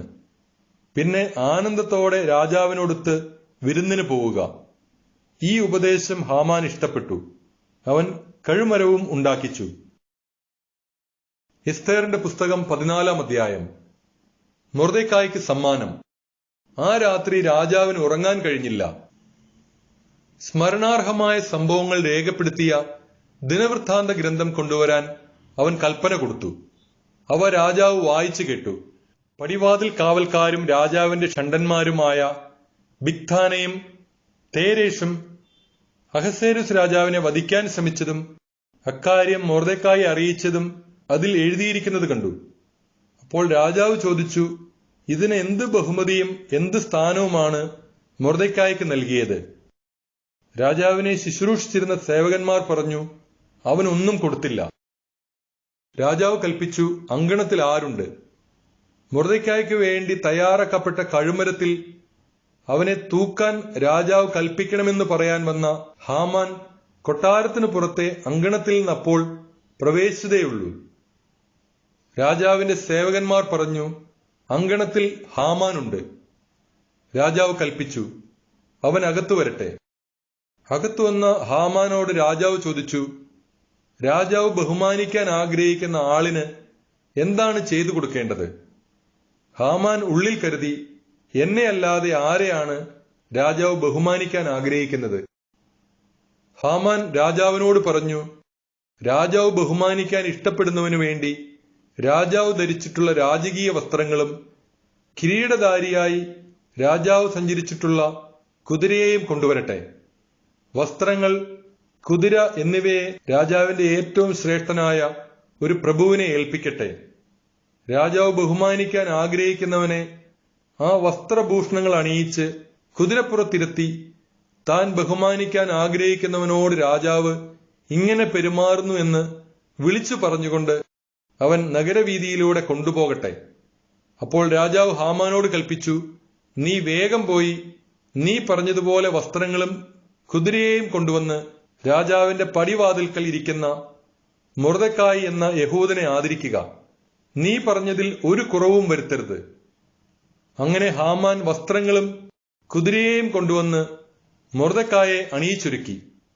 രാജാവ് ബഹുമാനിക്കാൻ ആഗ്രഹിക്കുന്നവനോട് ഇങ്ങനെ പെരുമാറുന്നുവെന്ന് ആർത്തു വിളിച്ച് അവനെ കുതിരപ്പുറത്തിരുത്തി നഗരവീതിയിലൂടെ കൊണ്ടു നടന്നു. അനന്തരം മൊർദെഖായി രാജാവിന്റെ പടിവാതിൽക്കലേക്ക് മടങ്ങി. ഹാമാനാകട്ടെ വിലപിച്ചുകൊണ്ടും മുഖം മൂടിക്കൊണ്ടും സ്വഭവനത്തിലേക്ക് ഓടിപ്പോയി. തനിക്ക് സംഭവിച്ചതെല്ലാം ഹാമാൻ തന്റെ ഭാര്യയായ സേരേഷിനോടും കൂട്ടുകാരോടും പറഞ്ഞു. അപ്പോൾ അവന്റെ ഉപദേഷ്ടാക്കളും ഭാര്യ സേരേഷും പറഞ്ഞു, നീ ആരുടെ മുൻപിൽ നിന്റെ പതനം ആരംഭിച്ചുവോ ആ മൊർദെഖായി യഹൂദ ജനതയിൽപ്പെട്ടവനാണെങ്കിൽ അവനെതിരെ പിടിച്ചു നിൽക്കാൻ നിനക്കാവുകയില്ല. നീ അവന്റെ മുൻപിൽ വീഴും തീർച്ച. അവർ സംസാരിച്ചിരിക്കുമ്പോൾ തന്നെ രാജാവിന്റെ ഷണ്ഡന്മാർ വന്ന് എസ്തേർ ഒരുക്കിയിരുന്ന വിരുന്നിനായി ഹാമാനെ വേഗം കൂട്ടിക്കൊണ്ടുപോയി. എസ്തേറിന്റെ പുസ്തകം 15-ാം അധ്യായം. ഹാമാന്റെ പതനം. രാജാവും ഹാമാനും എസ്തേർ രാജ്ഞി ഒരുക്കിയ വിരുന്നിന് ചെന്നു. 2-ാം ദിവസം അവർ വീഞ്ഞു കുടിച്ചുകൊണ്ടിരിക്കെ രാജാവ് എസ്തേറിനോട് വീണ്ടും ചോദിച്ചു, എസ്തേർ രാജ്ഞി, നിന്റെ അപേക്ഷ എന്ത്? അത് നിനക്ക് ലഭിക്കും. എന്താണ് നിന്റെ ആവശ്യം? രാജ്യത്തിന്റെ പകുതി തന്നെ ആയാലും ശരി, അത് ഞാൻ നൽകാം. എസ്തേർ രാജ്ഞി പറഞ്ഞു, രാജാവേ, അങ്ങ് എന്നിൽ സംപ്രീതനാണെങ്കിൽ, രാജാവിന് ഇഷ്ടമാണെങ്കിൽ എന്റെ ജീവൻ രക്ഷിക്കണമെന്നാണ് എന്റെ അപേക്ഷ. എന്റെ ജനത്തെ രക്ഷിക്കണമെന്നതാണ് എന്റെ ആവശ്യം. നശിപ്പിക്കപ്പെടാനും കൊല്ലപ്പെടാനും നിർമൂലനം ചെയ്യപ്പെടാനും ഞാനും എന്റെ ജനവും വിൽക്കപ്പെട്ടവരാണ്. ഞങ്ങൾ സ്ത്രീകളും പുരുഷന്മാരും വെറും അടിമകളായിട്ടാണ് വിൽക്കപ്പെട്ടിരുന്നതെങ്കിൽ ഞാൻ സമാധാനം വെടിയുകയില്ലായിരുന്നു. ഞങ്ങളുടെ നാശം രാജാവിന് നഷ്ടമായി തീരരുതല്ലോ. അഹസ്വേരോസ് രാജാവ് എസ്തേർ രാജ്ഞിയോട് ചോദിച്ചു, ഇത് ചെയ്യാൻ ധൈര്യപ്പെട്ടവനാര്? അവനെവിടെ? എസ്തേർ പറഞ്ഞു, വൈരിയും ശത്രുവും ദുഷ്ടനായി ഹാമാൻ തന്നെ. അപ്പോൾ ഹാമാൻ രാജാവിന്റെയും രാജ്ഞിയുടെയും മുമ്പിൽ ഭയന്നു വിറച്ചു. രാജാവ് വിരുന്ന് നിർത്തി കോപിച്ചെഴുന്നേറ്റ് രാജകീയ ഉദ്യാനത്തിലേക്ക് പോയി. എന്നാൽ ഹാമാൻ എസ്തേർ രാജ്ഞിയോട് തന്റെ ജീവൻ യാചിക്കാൻ അവിടെ നിന്നു. കാരണം തനിക്ക് രാജാവ് തിന്മ വിധിച്ചിരിക്കുന്നുവെന്ന് അവന് മനസ്സിലായി.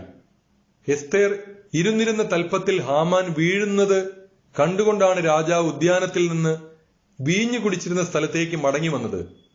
അവൻ ചോദിച്ചു, എന്റെ കൊട്ടാരത്തിൽ വെച്ച് എന്റെ മുൻപിൽ വെച്ച് അവൻ രാജ്ഞിയെ ആക്രമിക്കുമോ? ഈ വാക്കുകൾ രാജാവ് ഉച്ചരിച്ച ഉടനെ അവർ ഹാമാന്റെ മുഖം മൂടി. രാജാവിനെ സേവിച്ചിരുന്ന ഷണ്ഡന്മാരിൽ ഒരാളായ ഹർബോണ പറഞ്ഞു, രാജാവിനെ രക്ഷിച്ച മൊർദെഖായിക്ക് വേണ്ടി ഹാമാൻ തയ്യാറാക്കിയ 50 മുഴം ഉയരമുള്ള കഴുമരം അവന്റെ വീട്ടിൽ നിൽക്കുന്നു. രാജാവ് കൽപ്പിച്ചു, അവനെ അതിൽ തന്നെ തൂക്കുക. അങ്ങനെ മൊർദെഖായിക്ക് വേണ്ടി ഹാമാൻ തയ്യാറാക്കിയ കഴുമരത്തിൽ അവനെ അവർ തൂക്കി. രാജാവിന്റെ കോപം ശമിച്ചു. എസ്തേറിന്റെ പുസ്തകം 16-ാം അധ്യായം. യഹൂദർക്ക് സംരക്ഷണം. അന്ന് അഹസ്വേരോസ് രാജാവ് യഹൂദരുടെ ശത്രുവായ ഹാമാന്റെ ഭവനം എസ്തേർ രാജ്ഞിക്ക് നൽകി. മൊർദെഖായി രാജസന്നിധിയിലെത്തി. അവൻ തനിക്ക് ആരാണെന്ന് എസ്തേർ പറഞ്ഞിരുന്നു. രാജാവ് ഹാമാനിൽ നിന്നെടുത്ത തന്റെ മുദ്രമോതിരം മൊർദെഖായിക്ക് കൊടുത്തു. എസ്തേർ മൊർദെഖായെ ഹാമാന്റെ ഭവനം ഏൽപ്പിച്ചു. എസ്തേർ രാജാവിനോട് വീണ്ടും സംസാരിച്ചു. അവൾ അവന്റെ കാൽക്കൽ വീണ് യഹൂദർക്കെതിരെ ആഗാഗ് വംശജനായ ഹാമാൻ നടത്തിയ ഗൂഢാലോചനയുടെ ഫലമായ വിപത്തിൽ നിന്ന് രക്ഷിക്കണമെന്ന് കണ്ണീരോടെ അപേക്ഷിച്ചു. രാജാവ് സ്വർണ്ണ ചെങ്കോൽ അവൾക്ക് നേരെ നീട്ടി. എസ്തേർ എഴുന്നേറ്റ് രാജാവിന്റെ മുൻപിൽ നിന്നു. അവൾ പറഞ്ഞു, രാജാവിന് ഇഷ്ടമാണെങ്കിൽ, എന്നോട് പ്രീതിയുണ്ടെങ്കിൽ, ശരിയെന്ന് തോന്നുന്നെങ്കിൽ, അങ്ങേക്ക് ഞാൻ പ്രിയപ്പെട്ടവളാണെങ്കിൽ, രാജാവിന്റെ സകല പ്രവിശ്യകളിലുമുള്ള യഹൂദരെ നശിപ്പിക്കാൻ വേണ്ടി ഹമ്മേദാഥായുടെ മകനും ആഗാഗ് വംശജനുമായ ഹാമാൻ ഉണ്ടാക്കിയ എഴുത്തുകൾ പിൻവലിക്കുന്ന ഒരു കൽപ്പന പുറപ്പെടുവിച്ചാലും എങ്ങനെയാണ് ഞാൻ എന്റെ ജനത്തിന്റെ നാശം കണ്ടിരിക്കുക? ബന്ധുജനങ്ങളുടെ നാശം ഞാൻ എങ്ങനെ സഹിക്കും? അപ്പോൾ അഹസ്വേരോസ് രാജാവ് എസ്തേർ രാജ്ഞിയോടും യഹൂദനായ മൊർദെഖായോടും പറഞ്ഞു, ഇതാ ഹാമാന്റെ ഭവനം ഞാൻ എസ്തേറിന് വിട്ടുകൊടുത്തിരിക്കുന്നു. യഹൂദരെ വധിക്കാൻ ഉദ്യമിച്ചതുകൊണ്ട് അവർ അവനെ കഴിവിലേറ്റി. യഹൂദരുടെ കാര്യത്തിൽ നിങ്ങൾക്ക് ഇഷ്ടമുള്ളതുപോലെ രാജാവിന്റെ നാമത്തിൽ എഴുതുകയും രാജാവിന്റെ മോതിരം കൊണ്ട് മുദ്ര വയ്ക്കുകയും ചെയ്യുക. രാജനാമത്തിൽ എഴുതപ്പെട്ട് രാജമോതിരത്താൽ മുദ്ര വയ്ക്കപ്പെടുന്ന വിളംബരം ആർക്കും ദുർബലമാക്കാനാവുകയില്ല. അക്കാലത്ത് 3-ാം മാസം സീവാൻ മാസം 23-ാം ദിവസം രാജാവിന്റെ എഴുത്തുകാരെ വിളിച്ചു വരുത്തി ഇന്ത്യ മുതൽ എത്യോപ്യ വരെയുള്ള 127 പ്രവിശ്യകളിലെ ഭരണാധിപന്മാർക്കും ദേശാധിപതികൾക്കും പ്രഭുക്കന്മാർക്കും യഹൂദരെ സംബന്ധിച്ച് മൊർദെഖായി കൽപ്പിച്ചതൊക്കെയും അനുസരിച്ച് ഒരു കൽപ്പന എഴുതി അയച്ചു. ഓരോ പ്രവിശ്യയ്ക്കും അതിന്റെ ലിപിയിലും ഓരോ ജനതയ്ക്കും അതിന്റെ ഭാഷയിലുമാണ് അത് എഴുതിയത്. ഇത് അഹസ്വേരോസ് രാജാവിന്റെ നാമത്തിൽ എഴുതി മുദ്രവെച്ചു.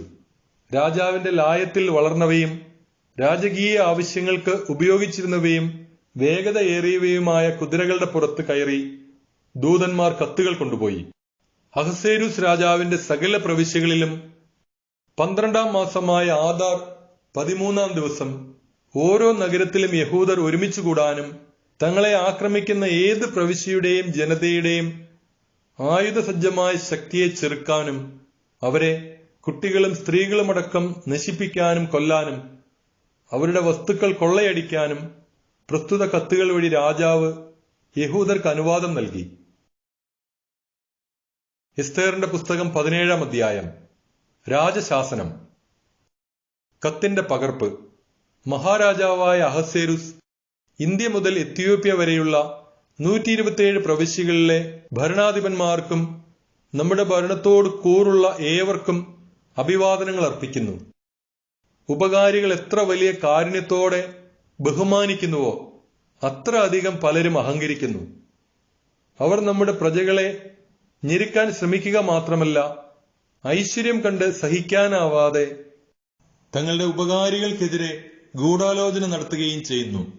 കൃതജ്ഞതാഭാവം മനുഷ്യനിൽ നിന്ന് നീക്കിക്കളയുന്നു.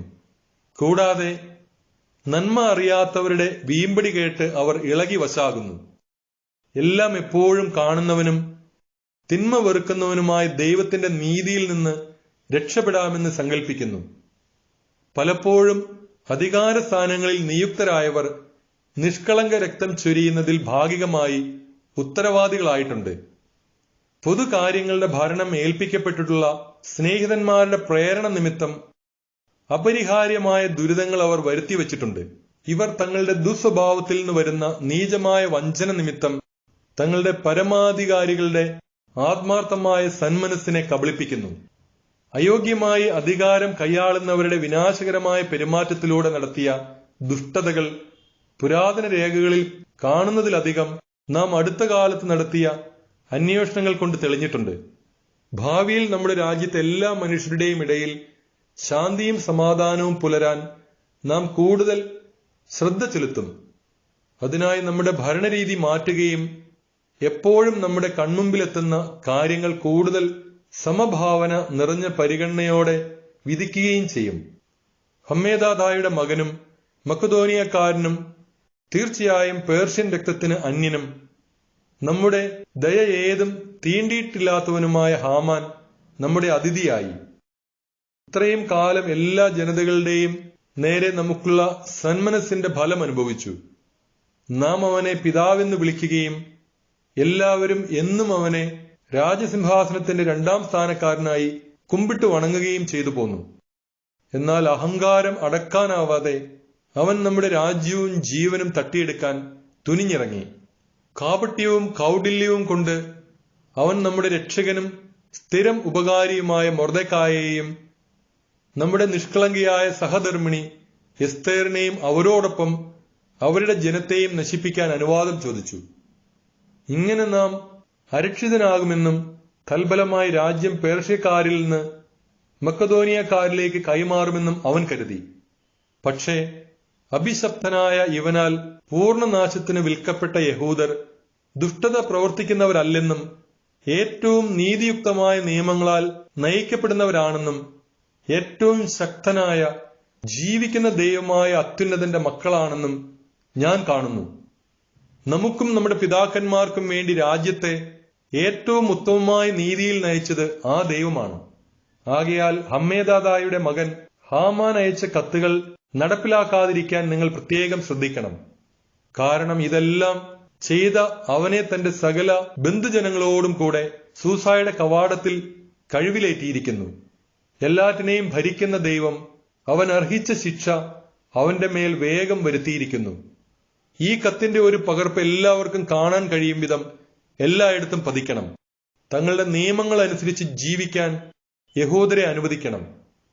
12ാം മാസമായ ആദാർ 13ാം ദിവസം യഹൂദരെ നശിപ്പിക്കാൻ നിശ്ചയിച്ചിരുന്ന അതേ ദിവസം അവരെ ആക്രമിക്കാൻ ഒരുങ്ങുന്നവരുടെ പിടിയിൽ നിന്ന് രക്ഷ നേടാൻ വേണ്ട എല്ലാ സഹായങ്ങളും അവർക്ക് ചെയ്തു കൊടുക്കണം.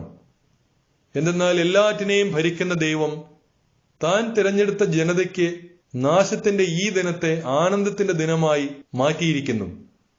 നിങ്ങളുടെ അനുസ്മരണോത്സവങ്ങളിൽ ഒന്നായി ഈ ദിനത്തെ നിങ്ങൾ അത്യാഹ്ലാദത്തോടെ ആഘോഷിക്കുവിൻ. അങ്ങനെ ഇന്നും എന്നും നമുക്കും വിശ്വസ്തരായ പേർഷ്യക്കാർക്കും ഇത് രക്ഷയുടെയും നമുക്കെതിരെ ഗൂഢാലോചന നടത്തുന്നവർക്ക് നാശത്തിന്റെയും ഓർമ്മയായിരിക്കട്ടെ. ഇങ്ങനെ പ്രവർത്തിക്കാത്ത എല്ലാ നഗരവും ഗ്രാമവും ഒന്നൊഴിയാതെ കുന്തം കൊണ്ടും തീ കൊണ്ടും ക്രോധത്തോടെ നശിപ്പിക്കപ്പെടും. അവ മനുഷ്യർക്ക് കടക്കാൻ കൊള്ളാത്തതും മൃഗങ്ങൾക്കും പക്ഷികൾക്കും പോലും എക്കാലത്തേക്കും ഏറ്റവും വെറുക്കപ്പെട്ടതുമായി തീരും. എസ്തേറിന്റെ പുസ്തകം 18ാം അധ്യായം. യഹൂദരുടെ ആഹ്ലാദം. ഈ എഴുത്തിന്റെ ഒരു പകർപ്പ് ഒരു കൽപ്പനയായി എല്ലാ പ്രവിശ്യകളിലും പ്രസിദ്ധീകരിക്കുകയും ജനതകളുടെ ഇടയിൽ വിളംബരം ചെയ്യുകയും വേണ്ടിയിരുന്നു. ആ ദിവസം യഹൂദർ തങ്ങളെ ആക്രമിക്കുന്ന ശത്രുക്കൾക്കെതിരെ പ്രതികാരം ചെയ്യാൻ തയ്യാറാകേണ്ടിയിരുന്നു. അതുകൊണ്ട് രാജാവിന്റെ സേവനത്തിനുപയോഗിച്ചിരുന്ന വേഗമേറിയ കുതിരയുടെ പുറത്ത് രാജകൽപ്പനയനുസരിച്ച് ദൂതന്മാർ ശീഘ്രം പുറപ്പെട്ടു. വിളംബരം തലസ്ഥാനമായി സൂസായിൽ പ്രസിദ്ധപ്പെടുത്തി. സൂസ നഗരമാകെ ആർപ്പു വിളിക്കുകയും ആഹ്ലാദിക്കുകയും ചെയ്യവേ മൊർദെഖായി നീലയും വെള്ളയുമായ രാജകീയ വസ്ത്രവും ഒരു വലിയ സ്വർണ്ണ കിരീടവും നേരിയ ചണനൂൽ കൊണ്ടുള്ള ചെമന്ന മേലങ്കിയും അണിഞ്ഞ് രാജസന്നിധിയിൽ നിന്ന് പുറപ്പെട്ടു. യഹൂദർ പ്രസന്നരായി. അവർക്ക് സന്തുഷ്ടിയും ആനന്ദവും ബഹുമാനവും കൈവന്നു. രാജകൽപ്പനയും വിളംബരവും എത്തിയ സകല പ്രവിശ്യകളിലും നഗരങ്ങളിലും യഹൂദർ സന്തോഷിക്കുകയും ആഹ്ലാദിക്കുകയും ചെയ്തു. അവർക്കത് വിശ്രമത്തിന്റെയും ഉത്സവ ആഘോഷത്തിന്റെയും ദിവസമായിരുന്നു. രാജ്യത്തെ ആളുകളിൽ അനേകം പേർ തങ്ങൾ യഹൂദരാണെന്ന് പ്രഖ്യാപിച്ചു. എന്തെന്നാൽ യഹൂദരെക്കുറിച്ചുള്ള ഭയം അവരെ പിടികൂടിയിരുന്നു. എസ്തേറിന്റെ പുസ്തകം 19-ാം അധ്യായം. യഹൂദരുടെ പ്രതികാരം. 12-ാം മാസമായ ആദാർ 13-ാം ദിവസം രാജാവിന്റെ കൽപ്പനയും വിളംബരവും നിർവഹിക്കപ്പെടേണ്ട ആ ദിവസം, യഹൂദരെ കീഴടക്കാമെന്ന് അവരുടെ ശത്രുക്കൾ പ്രതീക്ഷിച്ചിരുന്ന ആ ദിവസം, യഹൂദർ തങ്ങളുടെ ശത്രുക്കളുടെ മേൽ വിജയം നേടുന്ന ദിവസമായി മാറി. അഹസ്വേരോസിന്റെ എല്ലാ പ്രവിശ്യകളിലും തങ്ങളുടെ നഗരങ്ങളിൽ യഹൂദർ തങ്ങളുടെ നാശം ആഗ്രഹിച്ചിരുന്നവരെ വധിക്കാൻ ഒരുമിച്ചുകൂടി. ആർക്കും അവർക്കെതിരെ നിലകൊള്ളാൻ കഴിഞ്ഞില്ല. കാരണം അവരെക്കുറിച്ചുള്ള ഭയം അത്ര കണ്ട് എല്ലാ ജനതകളെയും ബാധിച്ചിരുന്നു. പ്രവിശ്യകളിലെ എല്ലാ പ്രഭുക്കന്മാരും ദേശാധിപതികളും നാടുവാഴികളും രാജസേവകന്മാരും യഹൂദരെ സഹായിച്ചു. കാരണം അവർ മൊർദെഖായെ ഭയന്നു. മൊർദെഖായി രാജാവിന്റെ ഭവനത്തിൽ ഉന്നതനായിരുന്നു. അവന്റെ കീർത്തി സകല പ്രവിശ്യകളിലും വ്യാപിച്ചു. അങ്ങനെ മൊർദെഖായി കൂടുതൽ കൂടുതൽ ശക്തനായി തീർന്നു. യഹൂദർ തങ്ങളുടെ സകല ശത്രുക്കളെയും വാളിനിരയാക്കി നശിപ്പിച്ചു. തങ്ങളെ വെറുത്തിരുന്നവരോട് ഇഷ്ടമുള്ളതെല്ലാം അവർ ചെയ്തു. തലസ്ഥാനമായി സൂസായിൽ മാത്രം യഹൂദർ 500 പേരെ വധിച്ചു. പാർഷാൻദാദ, ദാൽഫോൻ, അസ്ഫാഥ, ഫൊറാഥ, അദ്ധാലിയ, അരിദ്ധാഥ, പർമാഷ്ത, അരിസായ്, അരിദ്ധായ്, വൈസാദ എന്നിങ്ങനെ ഹമ്മേധായുടെ മകനും യഹൂദരുടെ ശത്രുവുമായ ഹാമാന്റെ 10 പുത്രന്മാരെയും അവർ വധിച്ചു. എന്നാൽ അവർ കവർച്ച നടത്തിയില്ല. തലസ്ഥാനമായ സൂസായിൽ കൊല്ലപ്പെട്ടവരുടെ സംഖ്യ അന്ന് തന്നെ രാജാവിനെ അറിയിച്ചു. രാജാവ് എസ്തേർ രാജ്ഞിയോട് പറഞ്ഞു, തലസ്ഥാനമായ സൂസായിൽ യഹൂദർ 500 പേരെയും കൂടാതെ ഹാമാന്റെ 10 പുത്രന്മാരെയും കൊന്നിട്ടുണ്ട്. അപ്പോൾ രാജാവിന്റെ മറ്റു പ്രവിശ്യകളിൽ അവർ എന്തു തന്നെ ചെയ്തിരിക്കുകയില്ല. ഇനി നിന്റെ അപേക്ഷ എന്താണ്? അത് നിനക്ക് ഞാൻ സാധിച്ചു തരാം. നിന്റെ അടുത്ത ആവശ്യമെന്ത്? അത് നിവർത്തിച്ചു തരാം. എസ്തേർ പറഞ്ഞു, രാജാവിന് ഇഷ്ടമെങ്കിൽ ഇന്നത്തെ വിളംബരമനുസരിച്ച് നാളെയും പ്രവർത്തിക്കാൻ സൂസായിലുള്ള യഹൂദരെ അനുവദിച്ചാലും ഹാമാന്റെ 10 പുത്രന്മാരെയും കഴിവിലേറ്റട്ടെ. അങ്ങനെ ചെയ്യുന്നതിന് രാജാവ് കൽപ്പന നൽകി. സൂസായിൽ ഒരു വിളംബരം പുറപ്പെടുവിക്കുകയും ഹാമാന്റെ 10 പുത്രന്മാരെയും തൂക്കിലിടുകയും ചെയ്തു. സൂസായിലുള്ള യഹൂദർ ആദാർ മാസം 14-ാം ദിവസം ഒരുമിച്ചുകൂടി സൂസായിലെ 300 പേരെ വധിച്ചു. കവർച്ചയൊന്നും നടത്തിയില്ല. രാജാവിന്റെ പ്രവിശ്യകളിൽ ഉണ്ടായിരുന്ന യഹൂദരും തങ്ങളുടെ ജീവനെ രക്ഷിക്കാൻ ഒന്നിച്ചുകൂടി. ശത്രുഭീഷണിയിൽ നിന്ന് അവർ വിമോചനം നേടി. തങ്ങളെ വെറുത്തിരുന്ന 75,000 പേരെ അവർ കൊന്നു. പക്ഷേ അവർ കവർച്ച നടത്തിയില്ല. ഇത് ആദാർ മാസം 13-ാം ദിവസമായിരുന്നു. 14-ാം ദിവസം അവർ വിശ്രമിച്ചു. അത് ഉത്സവത്തിന്റെയും സന്തോഷത്തിന്റെയും ദിനമായിരുന്നു. എന്നാൽ സൂസായിലെ യഹൂദർ 13ഉം 14ഉം ദിവസങ്ങളിൽ ഒന്നിച്ചു കൂടുകയും 15-ാം ദിവസം വിശ്രമിച്ചുകൊണ്ട് അത് വിരുന്നിന്റെയും സന്തോഷത്തിന്റെയും ദിനമാക്കുകയും ചെയ്തു. ഇതുകൊണ്ടാണ് ചെറിയ പട്ടണങ്ങളിൽ വസിക്കുന്ന ഗ്രാമീണരായ യഹൂദർ ആദാർ മാസം 14-ാം ദിവസം സന്തോഷത്തിന്റെയും വിരുന്നിന്റെയും വിശ്രമത്തിന്റെയും സമ്മാനങ്ങൾ പരസ്പരം കൈമാറുന്നതിന്റെ ദിനമായി ആചരിക്കുന്നത്. പുരീം തിരുനാൾ. മൊർദെഖായി ഇതെല്ലാം രേഖപ്പെടുത്തി. അഹസ്വേരോസ് രാജാവിന്റെ സകല പ്രവിശ്യകളിലുമുള്ള സമീപസ്ഥരും വിദൂരസ്ഥരുമായ സകലർക്കും യഹൂദർക്കും എല്ലാ വർഷവും ആദാർ മാസം 14ഉം 15ഉം ദിവസങ്ങൾ ശത്രുക്കളിൽ നിന്നുള്ള മോചനത്തിന്റെ ദിനങ്ങളായും ആ മാസം ദുഃഖം സന്തോഷമായും വിലാപം വിശ്രമമായും തീർന്ന മാസമായും ആചരിക്കണമെന്ന് അവൻ എഴുതി. വിരുന്നിന്റെയും സന്തോഷത്തിന്റെയും ദിനങ്ങളായി പരസ്പരം സമ്മാനങ്ങളും ദരിദ്രർക്ക് ദാനങ്ങളും കൊടുക്കുന്ന ദിനങ്ങളായി അത് ആചരിക്കണമെന്നും അവൻ എഴുതി. അങ്ങനെ തങ്ങൾ ആരംഭിച്ചതുപോലെയും മൊർദെഖായി എഴുതിയതുപോലെയും യഹൂദർ ആചരിച്ചു തുടങ്ങി. കാരണം അഗാഗ്യനും ഹമ്മേധാഥായുടെ മകനും സകല യഹൂദരുടെയും ശത്രുവുമായ ഹാമാൻ യഹൂദരെ നശിപ്പിക്കാൻ ഗൂഢാലോചന നടത്തുകയും അവരെ തകർത്തില്ലാതാക്കാൻ പൂര് അഥവാ നറുക്കിടുകയും ചെയ്തിരുന്നു. എന്നാൽ എസ്തേർ രാജസന്നിധിയിൽ എത്തിയപ്പോൾ യഹൂദർക്കെതിരെ ഉണ്ടാക്കിയ അവന്റെ ദുഷ്ടമായ ഉപായം അവന്റെ തലയിൽ തന്നെ പതിക്കുന്നതിനും അവനെയും അവന്റെ മക്കളെയും കഴിവിലേറ്റുന്നതിനും വേണ്ടി രാജാവ് കൽപ്പന എഴുതിക്കൊടുത്തു. ആകയാൽ പൂര് എന്ന പേരിൽ നിന്ന് അവർ ഈ ദിവസങ്ങളെ പൂരീം എന്ന് വിളിച്ചു. ഈ കത്തിൽ എഴുതിയിരുന്നതും ഇക്കാര്യത്തിൽ തങ്ങൾക്ക് നേരിടേണ്ടി വന്നതും സംഭവിച്ചതുമായ കാര്യങ്ങളും നിമിത്തം തങ്ങളും തങ്ങളുടെ സന്തതികളും തങ്ങളോട് ചേരുന്നവരും എഴുതപ്പെട്ടതനുസരിച്ച് മുടക്കം കൂടാതെ ഓരോ വർഷവും ഈ സമയത്ത് ഈ 2 ദിവസങ്ങളും ഓരോ തലമുറയിലും ഓരോ കുടുംബത്തിലും പ്രവിശ്യയിലും നഗരത്തിലും ഓർമ്മിക്കുന്നതിനും ആഘോഷിക്കുന്നതിനും പുരീം ദിനങ്ങൾ മറന്നുകളയുകയോ ഈ ദിനങ്ങളുടെ ഓർമ്മ തങ്ങളുടെ സന്തതികളുടെ ഇടയിൽ നിന്ന് മാഞ്ഞു പോവുകയോ ചെയ്യാതിരിക്കുന്നതിനും വേണ്ടി യഹൂദർ നിയമം നിർമ്മിക്കുകയും അപ്രകാരം ആചരിച്ചു പോരുകയും ചെയ്തു. അബിഹായിലിന്റെ മകളായ എസ്തേർ രാജ്ഞിയും യഹൂദനായ മൊർദെഖായും പൂരീമിനെ സംബന്ധിക്കുന്ന ഈ 2ാമത്തെ കത്തിന് രേഖാമൂലം ആധികാരികമായി സ്ഥിരീകരണം നൽകി. സമാധാനത്തിന്റെയും സത്യത്തിന്റെയും വാക്കുകളിൽ അഹസേരൂസിന്റെ 127 പ്രവിശ്യകളിലും ഉള്ള സകല യഹൂദർക്കും കത്തുകൾ അയച്ചു.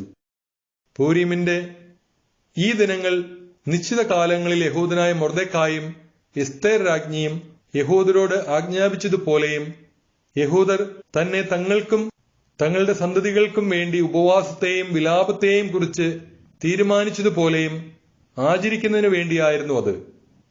എസ്തേർ രാജ്ഞിയുടെ കൽപ്പന പൂരിമിന്റെ ഈ ആചാരങ്ങൾ ക്രമീകരിക്കുകയും അവ രേഖപ്പെടുത്തുകയും ചെയ്തു. എസ്തേറിന്റെ പുസ്തകം 20-ാം അധ്യായം. മൊർദെഖായുടെ മഹത്വം. അഹസേരൂസ് രാജാവ് ദേശത്തും തീരപ്രദേശങ്ങളിലും കരം ചുമത്തി. അവന്റെ വീരപ്രവൃത്തികളും മൊർദെഖായിക്ക് നൽകിയ ഉന്നത സ്ഥാനങ്ങളുടെ വിവരവും മീദിയയിലെയും പേർഷ്യയിലെയും രാജാക്കന്മാരുടെ ദിനവൃത്താന്തത്തിൽ എഴുതപ്പെട്ടിട്ടുണ്ടല്ലോ. യഹൂദനായ മൊർദെഖായി അഹസേരൂസ് രാജാവിന് തൊട്ടടുത്ത സ്ഥാനമുള്ളവനും യഹൂദരുടെ ഇടയിൽ ഉന്നതനും തന്റെ വിപുലമായ സഹോദരഗണത്തിന് സുസമ്മതനുമായിരുന്നു. എന്തെന്നാൽ അവൻ സ്വജനത്തിന്റെ ക്ഷേമത്തിനും സമാധാനത്തിനും വേണ്ടി പ്രവർത്തിച്ചു. മൊർദെഖായി പറഞ്ഞു, ഇതെല്ലാം ദൈവത്തിൽ നിന്നാണ് വന്നത്. ഇവയെക്കുറിച്ച് എനിക്കുണ്ടായ സ്വപ്നം ഞാൻ ഓർമ്മിക്കുന്നു. അതിലൊന്നുപോലും സംഭവിക്കാതിരുന്നില്ല. നദിയായി മാറിയ കൊച്ചരുവി, പ്രകാശവും സൂര്യനും സമൃദ്ധിയായ ജലവും. ആ നദിയാണ് രാജാവ് പരിഗ്രഹിച്ച് രാജ്ഞിയാക്കിയ എസ്തേർ. 2 ഭീകര സത്വങ്ങൾ ഹാമാനും ഞാനുമാണ്. ജനതകൾ യഹൂദരുടെ നാമം നശിപ്പിക്കാൻ ഒരുമിച്ചു കൂടിയവരാണ്. എന്റെ ജനമാകട്ടെ ദൈവത്തോട് നിലവിളിക്കുകയും രക്ഷിക്കപ്പെടുകയും ചെയ്ത ഈ ഇസ്രായേലാണ്.